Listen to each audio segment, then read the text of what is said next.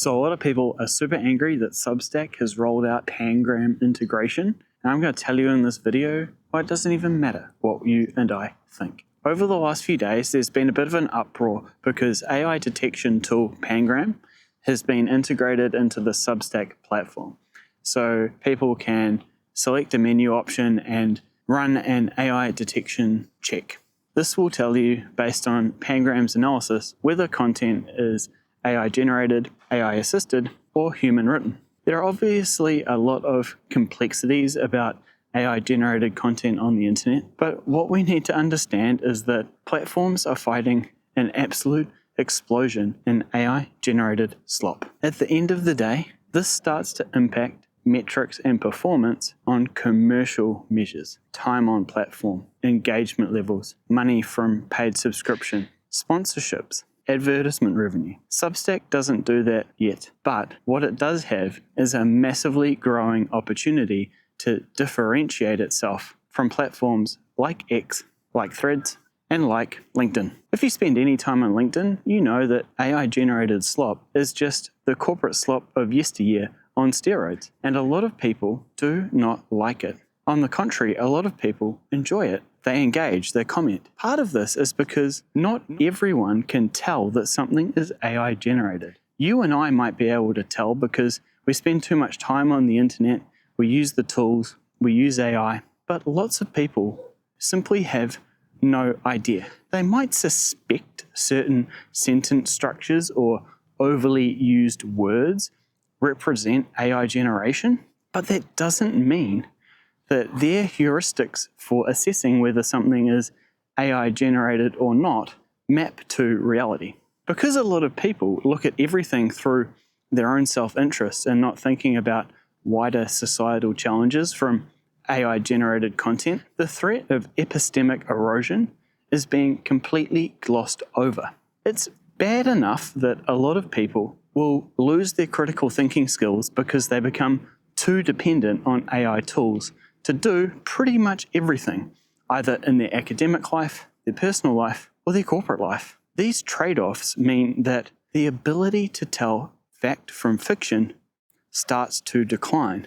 AI overuse can be a very real thing, and I say that as someone who is extremely optimistic about the positive benefits of AI in society, but also aware of what some of these risks really mean. For example, if you are generating AI marketing content and your generated posts have claims which can't be backed up by product and service capabilities, in many countries you could be committing something under their consumer protection laws that means you end up getting in trouble and potentially having to pay fines for making claims in marketing and advertising that your product and service can't back up. This is even more concerning when you think about AI-generated content in social campaigns and political campaigns. Every few years there are elections in many countries, and as AI gets better and better, if people don't have strong heuristics for figuring out whether a politician said something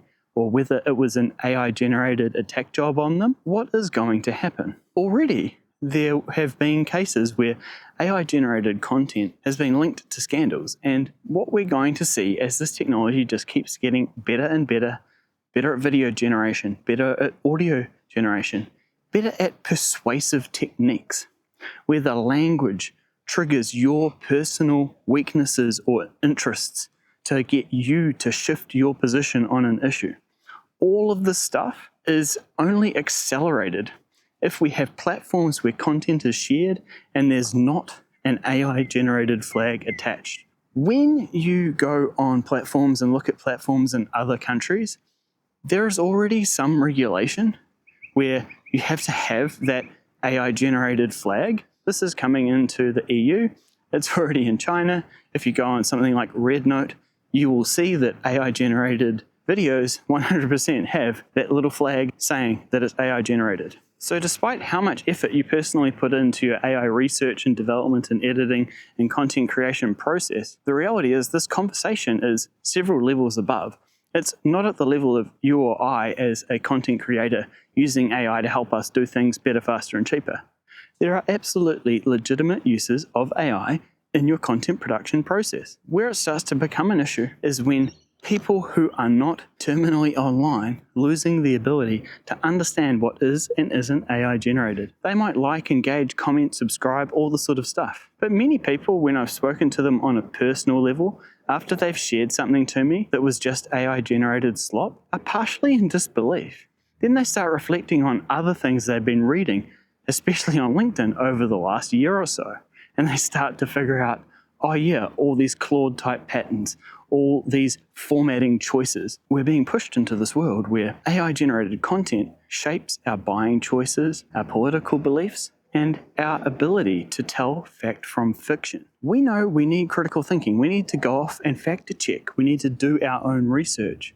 We can't take claims at face value. But a lot of people are busy, and anything that makes it easier for them to quickly flag that there could be a little more risk with an AI generated claim is useful. That's why I think the Substack integration of Pangram has been quite measured, and it's not nearly as catastrophic as some people are complaining about. The reality is, the easier it is for people, if they suspect something is AI generated, to go and check it, just so that they personally understand that their sense of, I thought this was AI generated, I checked it, and it was or it wasn't, is better calibrated to the real world. Now, I know that some people will go on about, oh, you can defeat them if you train a local model, if you run a skill, if you do humanizing, prompting, all this sort of stuff.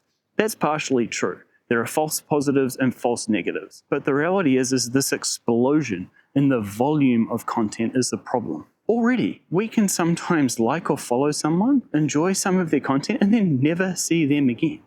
If you like this particular commentary I'm giving, hit that like and subscribe button and drop a comment below. What do you think about AI detection? What do you think about tools like Pangram? If you're a content creator on Substack, do you like the fact that they're integrating Pangram into the platform? I also write about AI and change management on Substack and getting AI to work. You can hit the link to subscribe in the description below. But one thing I've been doing this year is starting to see from my own use of the tools and how my professional community and friends and family are interacting with AI generated content, is develop an understanding that for some of these risks, we really do start needing better responses and more tools like Pangram integrated into platforms, and AI generation and pure slop starting to face some consequences with reduced algorithmic reach, with more people realizing that someone they might have enjoyed listening to and reading is just asking Claude to generate content, and it's not actual value from their experience and their writing, but it's just something that came out of an AI model. You see, there's a difference between using AI, going back and forth for hours and hours to edit and research something, and asking Claude to generate the next 90 days of content for you.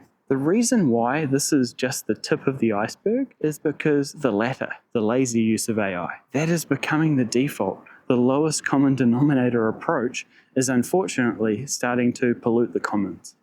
And that's something which, to be honest, I didn't realize would get so bad so fast. I thought people were using AI the way I might, where I start off, use it as a deep research tool. I go off and read stuff and check sources and then reflect on what my own experience in the corporate world and in my education taught me about something, and then I'll write something up and get help with the editing. That's just not what is happening. And people know. There's a reason why a lot of the stuff that people get angry about when lower effort things are exposed or limited through better detection methods stirs up so much frustration. It's because the era where you can just prompt something and have AI do it all for you, that's over. That's gone. If that's you today and that's how you choose to generate content, there will be a window where you can keep doing that. You might be successful, you might win customers, you might win business, but you're going to face what happened to a lot of people doing things like SEO spam over the last few decades. As the models get better, as the platforms take more aggressive anti-fraud and anti-AI protections, your revenue stream is just going to get cut off. So the choice is actually to go back in time a bit and pivot back into the human in the loop, where you're talking directly to the camera, you're voice dictating an essay, you're typing something into the prompt or into the text box and then hitting post. over-reliance on AI has happened faster than I ever thought would happen, but it's already here for a lot of content creators. And it's super interesting to see the response to this on Substack itself. What we're learning is that how a lot of people think about this is still stuck very much at the individual level. Very few people are thinking about the wider societal risks going on here and how something like Substack integrating Pangram is perfectly reasonable when you think about what platforms need to do at scale to at least highlight to people that the viral note that you thought was awesome came from an AI model.